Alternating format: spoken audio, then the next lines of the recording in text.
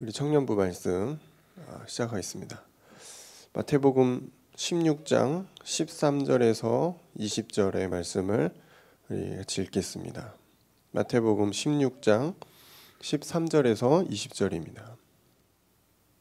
같이 읽겠습니다. 예수께서 빌립보 가이사랴 지방에 이르러 제자들에게 물어 이르시되 사람들이 인자를 누구라 하느냐. 이르되 더러는 세례 요한, 더러는 엘리야, 어떤 이는 예레미야나 선지자 중에 하나라 하나이다. 이르되 너희는 나를 누구라 하느냐. 시몬 베드로가 대답하여 이르되 주는 그리스도시요 살아계신 하나님의 아들이시니이다.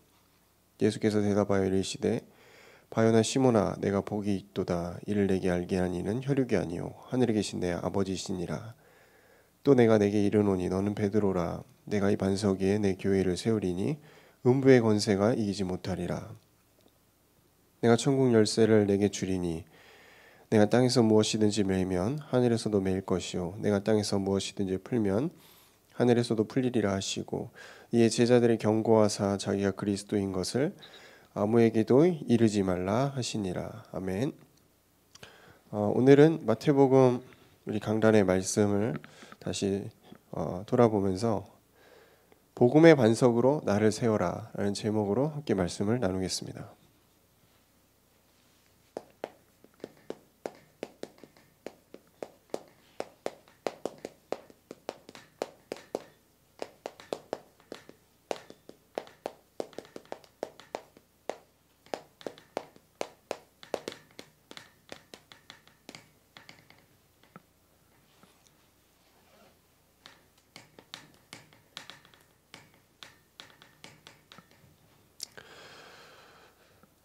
우리가 어떠한 반석이 되는가가 참 중요하죠. 세상의 기준을 가지고 그냥 반석이 되는가, 그리고 정말 하나님 원하시는 이 복음의 반석을 가지는 것 참 중요합니다.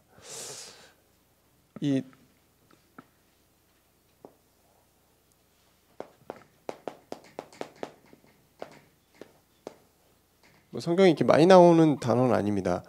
이 반석이라는 표현이죠. 영어로 락인데 이게 이제 바위란 뜻이거든요.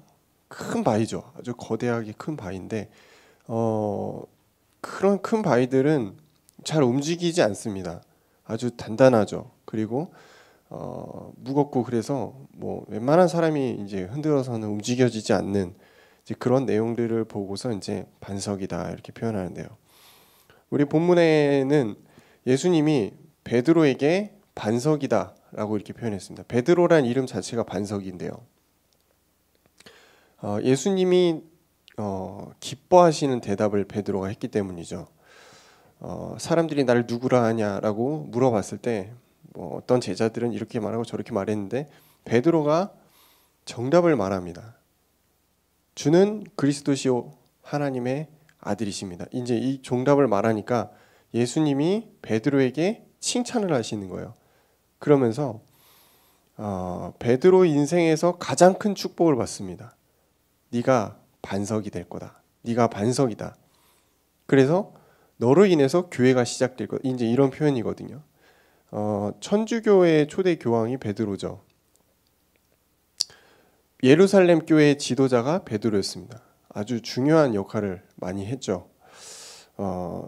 근데 이 그냥 반석이 아니고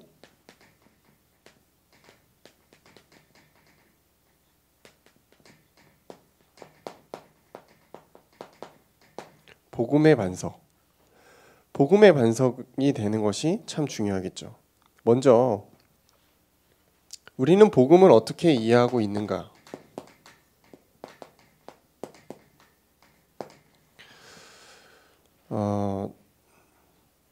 성경에 이제 오늘 이 본문에 나온 것처럼 이 복음, 약자로 쓰겠습니다. 예수 그리스도를 사람들이 어떻게 이해하고 있나? 우리는 어떻게 이해하고 있나?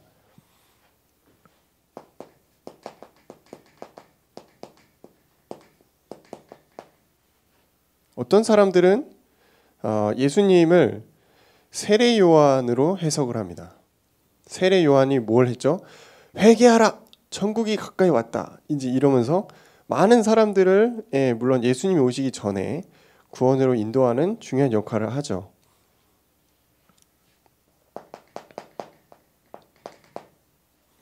사회를 변화시키려고 세례 요한이 많이 노력을 했습니다. 그래서 많은 사람들을 이렇게 데리고 다니기도 하고 좀 변화를 많이 일으켰던 인물인데요. 이 사회에 굉장히 이제 관심을 갖게 되고 교회가 또 어떤 한 나라가 변화되는데 이 복음이 중요한 역할을 할 때가 많이 있었죠. 그런 시대가 있었습니다. 남미 쪽에서는 이제 해방신앙이라고 그래서 예수님이 이 나라와 민족을 바꾸는 아주 중요한 역할을 하신다. 그러니까 본연의 역할보다 부수적인 역할을 더 크게 보는 거죠. 그래서 세례 요한이 했던 그런 일들처럼 예수님도 뭔가 이 이스라엘이라는 나라를 구원시켜줄 그런 존재로 이제 사람들이 인식하고 있었다는 것. 두 번째는 엘리야이죠. 엘리야는 선지자입니다. 엘리야는 신비와 능력의 선지자입니다.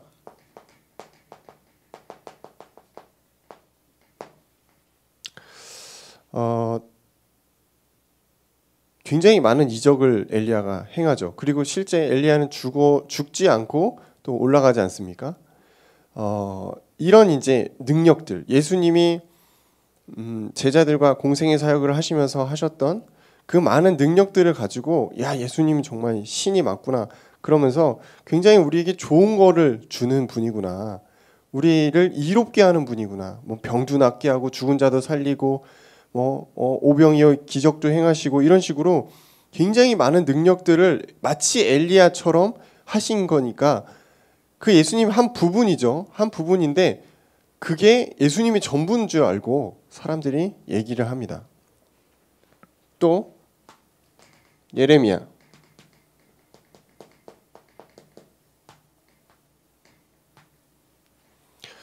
예레미야는 이 눈물의 선지자로 잘 알려져 있습니다.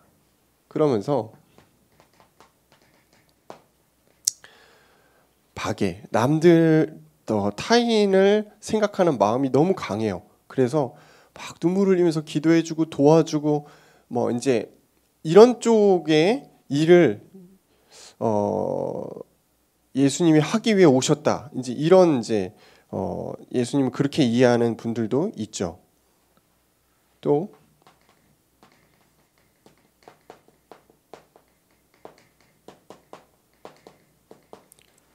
수많은 선지자 중에 한 명이다 이거예요. 물론 예수님이 이런 부분이 있죠. 유대인들이 원하는 지도자라는 거예요. 그리고 지금 우리가 어떻게 보면 기대하는 그런 지도자일 수도 있죠. 근데 그냥 지도자라는 그 하나만 가지고 예수님을 해석하게 되니까 어떤 단체들이 나오냐면은 신천지 같은 단체들이 나옵니다. 예수님이 다 끝내셨는데 조금 모자르게 나에게 뭘 부탁했다는 거예요. 그래서 선지자 중에 한 명으로 예수님을 이제 하고서 그 또 다른 선지자로 내가 왔다. 자, 그러면은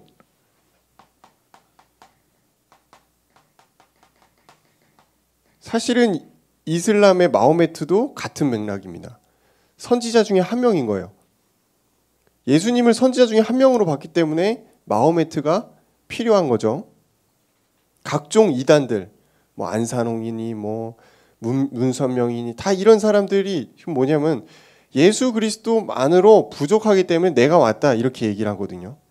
그러니까 예수 자체를 그냥 막 수많은 선지자 중에 한 명으로 본 거죠.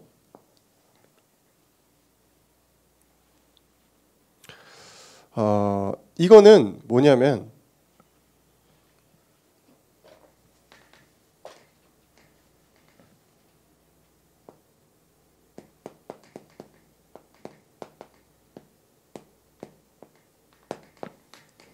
복음의 해석을 내 식대로 했다는 거예요.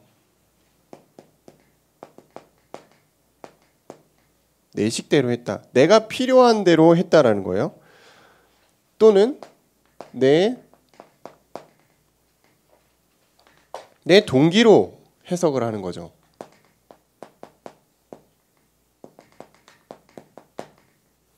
쉽게 말하면 내가 필요한 예수님을 갖다 붙여놓은 거죠.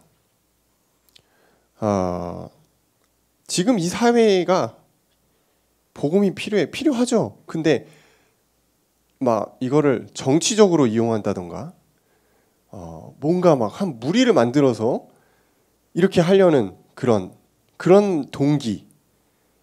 지금 뭐 무슨 뭐 기독당이니 이런 것들도 제가 볼 때 약간 그렇습니다. 교회가 중립을 지키는 게 맞지. 너무 정치 쪽으로 많이 이렇게 사회 쪽으로, 사회 운동 쪽으로 너무 나서는 것도 어떻게 보면 너무 좀 위험한 부분이지 않나. 정치적인 견해가 별로 없어요. 뭐 잘하는 당이면 좋은 거죠. 근데 중요한 거는 복음의 이름을 가지고 그렇게 서면 안 된다라고 생각합니다. 뭐 예를 들어서 나라 이렇게 어려운데 우리가 기도해야 된다. 기도하는 건 맞아요. 근데 거기까지는 좋은데 태극기를 들고 밖으로 같이 나간다던가 이거는 좀 아닌 내용들인 거죠. 복음의 이름을 가지고 태극기를 들면 안 되죠. 3.1절도 아니고 말이죠. 이런 내 식대로 내 동기를 가지고 복음을 갖다 붙여요. 또는 내가 너무 경제적으로 어렵거나 병이 있거나 근데 예수님이 예수를 믿고 내가 이 부분들을 도움을 받았어요. 그러니까 딱 거기까지만 생각하는 거죠. 딱 내 동기, 내 수준,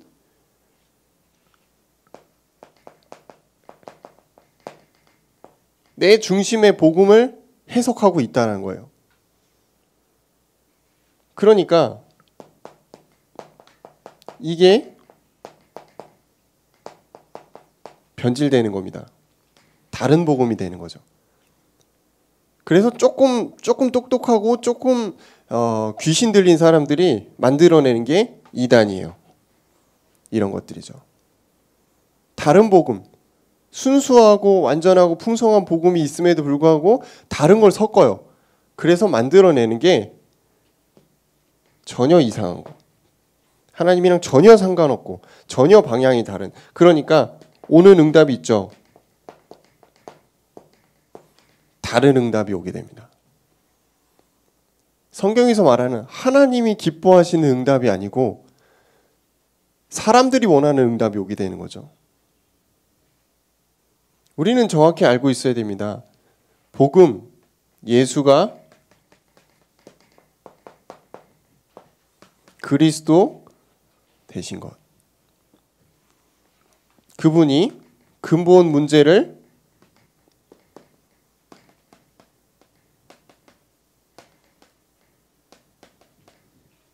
근본의 문제를 해결하셨다는 것입니다. 그 이상, 그 이하도 가면 안 돼요, 사실은. 근데 여기에 자꾸 덕지덕지 뭘 붙여요. 내 식대로, 내 스타일대로, 내가 지금 필요한 대로 막 갖다 붙입니다. 그 붙이는 것 중에 하나가 얻어 걸릴 수는 있어요.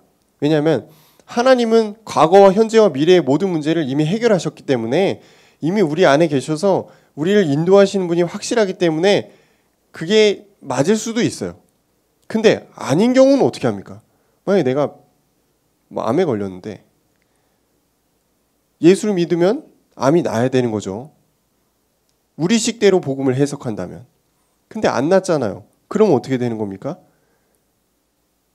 예수는 그리스도가 아닙니까?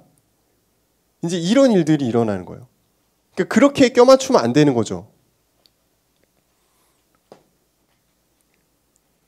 순수한 복음을 우리는 훼손해서는 안 됩니다. 내 식대로 복음을 자꾸 해석하는 거예요. 참 위험하죠.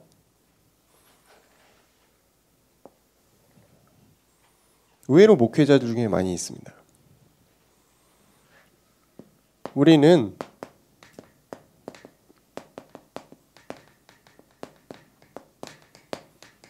복음의 결론이 낫는가 확인해야 됩니다. 왜냐하면은 복음이 나의 것이 아닌 우리 지체들 또는 우리 자신의 상황이 있을 수 있어요. 뭐냐면은 이게 복음을 내가 많이 들었죠.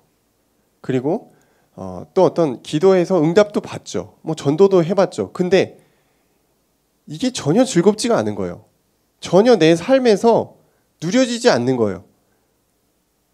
그거는 복음이 지식화된 거죠.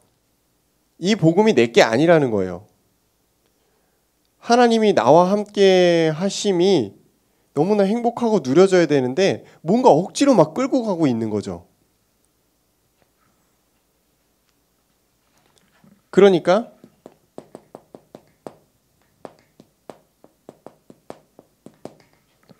상황 따라 바뀌는 거예요. 또 환경 따라 또는 기분 따라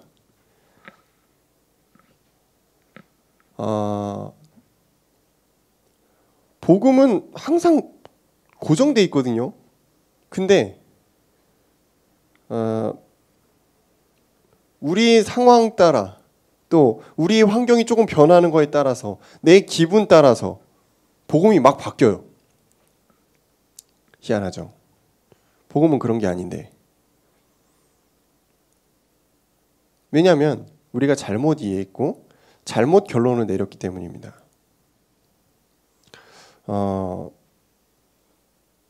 복음이 나의 것이 안 된 그런 순간들이 있습니다. 그리고 그런 사람들의 특징이 있습니다. 뭐냐면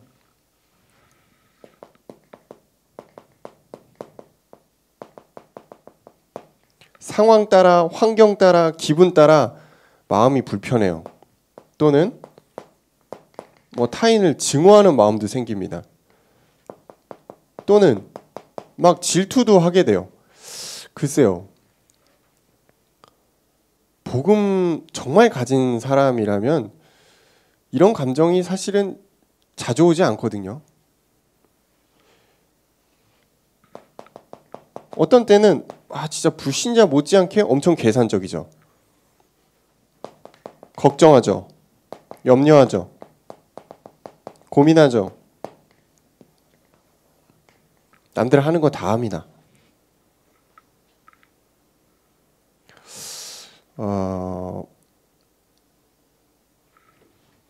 거듭남의 은혜를 입은 자는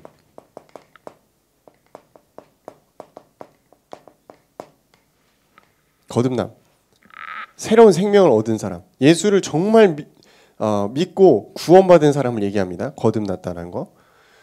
그 사람은 사실은 이게 순간적으로 인간이니까 감정적으로 올 수는 있지만 여기에 잡히지 않거든요.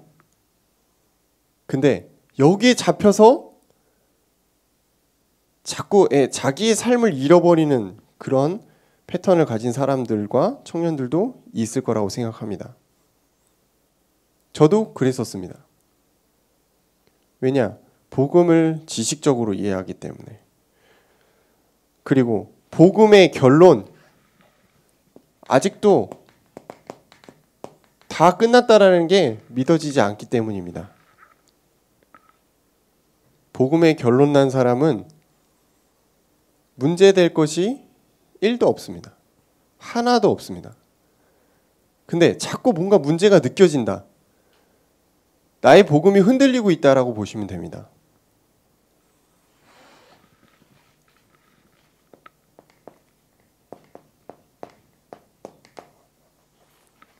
(24예요) 무엇이 나의 24인가? 우리가 뭐 계속 이제 생활하잖아요. 하루를 돌아가는데 도대체 내가 제일 많이 생각하고 제일 많이 실망하고 제일 많이 고민하고 있는 게 과연 무엇인가? 그걸 조금 우리가 정리해 보면은 나는 복음을 믿지 않고 있는 하루를 살고 있을 수도 있다는 거죠. 그래서 참 이 24를 체크하는 부분은 중요하겠죠. 그러면은 어떻게 해야 되는가?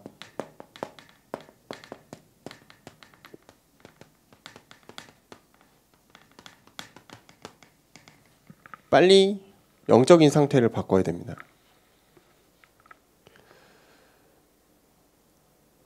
복음을 잘못 이해하고 복음의 결론이 내려지지 않은 상태에서 계속 우리가 인생을 살게 되면은 굉장한 공허함과 결핍함과 우리 마음의 황폐함이 오게 됩니다. 참 어렵죠.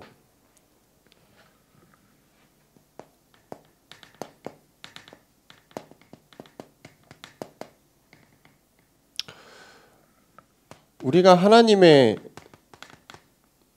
사람이라는 사실을 잊으면 안 됩니다. 어떠한 일을 하건 여러분이 과거에 어떠한 은혜를 받았건 지금 우리의 영적인 상태 굉장히 중요하다는 거예요. 과거는 뭐 과거의 응답이고요. 지금 나의 영적인 상태를 체크해 봐야 돼요. 혹시 말씀의 은혜가 되지 않고 있거나 내 삶에 너무 큰 힘듦을 느끼고 있거나 공허하거나 뭔가 결핍되어 있거나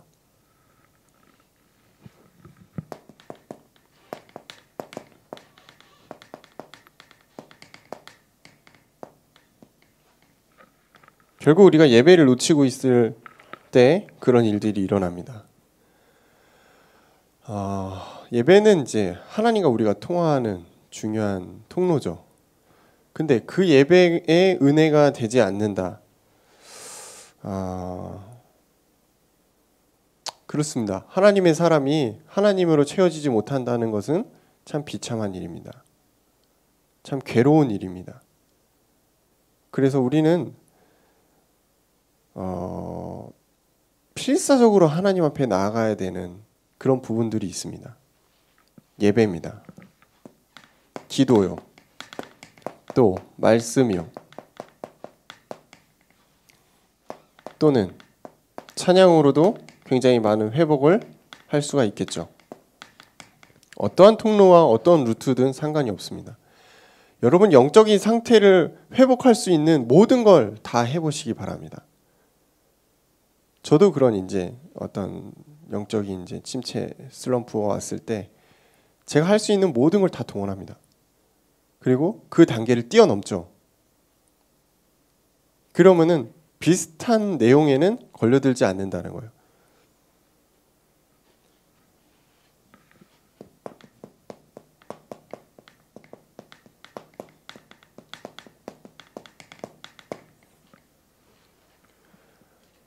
하나님 없이 여러분 만족하고 있는 삶을 살고 있다면 그걸로 여러분은 각인되고 뿌리 내려지고 체질화되는 겁니다. 근데 하나님으로 내가 만족하고 하나님으로 행복한 삶과 삶의 패턴을 살고 있다면 여러분 역시 하나님의 것으로 각인되게 되겠죠.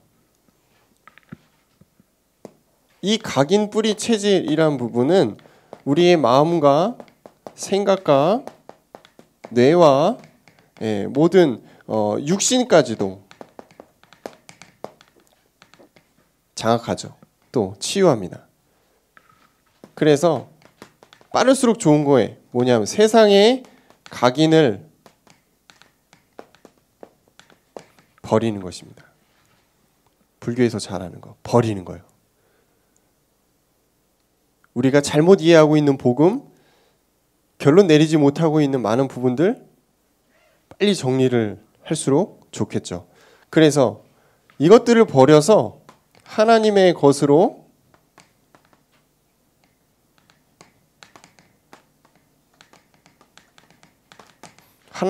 채우는 것입니다. 비워내면은 뭘 또 집어넣어야 되거든요. 하나님의 것으로 채우는 것입니다.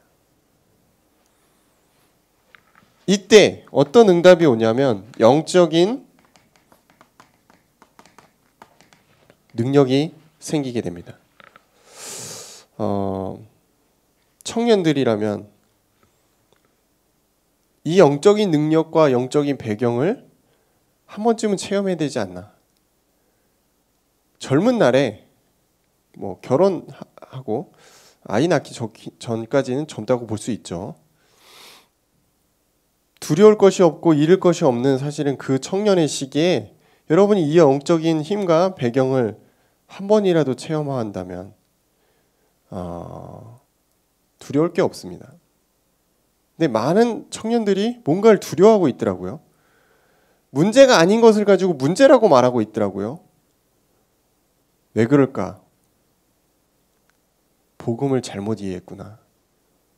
아직 복음의 결론이 안 나서 그렇구나. 뭐 그런 목사님은 복음의 결론 100% 났습니까? 라고 물어보면 자신 있게 대답 못 하겠어요. 근데 제가 흔들리지 않을 정도로는 복음이 결론이 났다고 생각을 합니다. 마무리 하겠습니다. 여기다가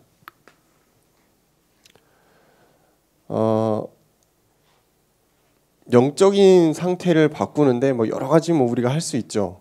근데 핵심적인 어떤 생각이 저는 있어야 된다고 생각하거든요. 그게 뭐냐?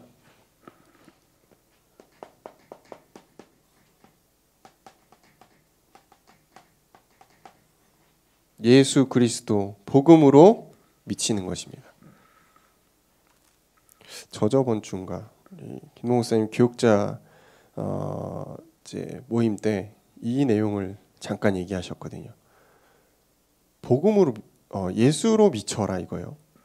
정상적으로 해서는 우리가 이 세상을 살아갈 수 없다. 그러면은 영적인 사람은 영적인 거에 미쳐야 된다라는 거예요. 육신적인 것에 너무 밝기 때문에 이 영적인 것에 맛을 보고 말 그대로 미치게 되면 어마어마한 능력이 오게 된다라는 내용입니다. 미친다는 거는 필사적인 거예요.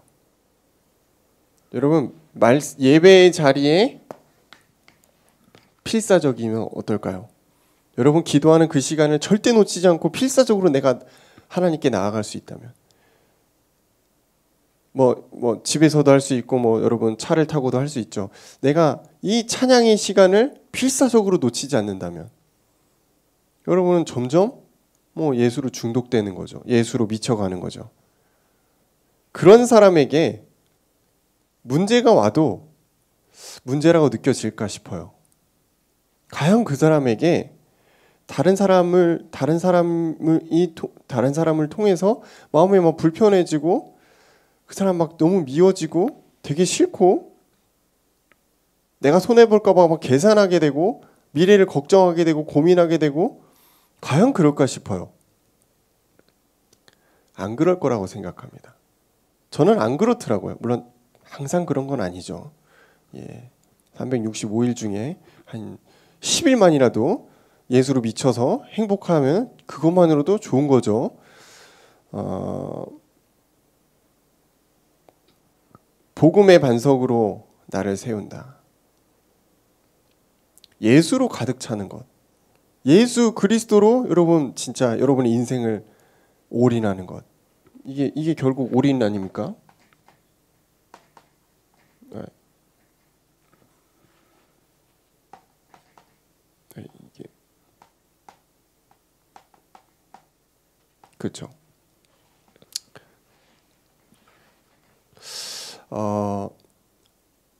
우리가 세상 것에는 막 너무 굉장히 막 열심히 하고 올인하는데 영적인 것은 적당히 하려는 게 있어요.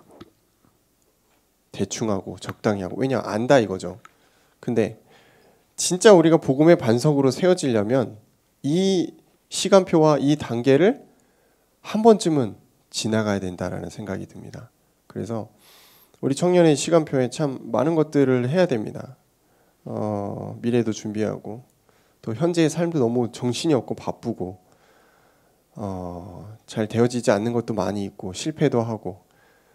근데 진짜 중요한 것은 우리가 영적인 그릇과 영적인 힘을 갖추는 것입니다.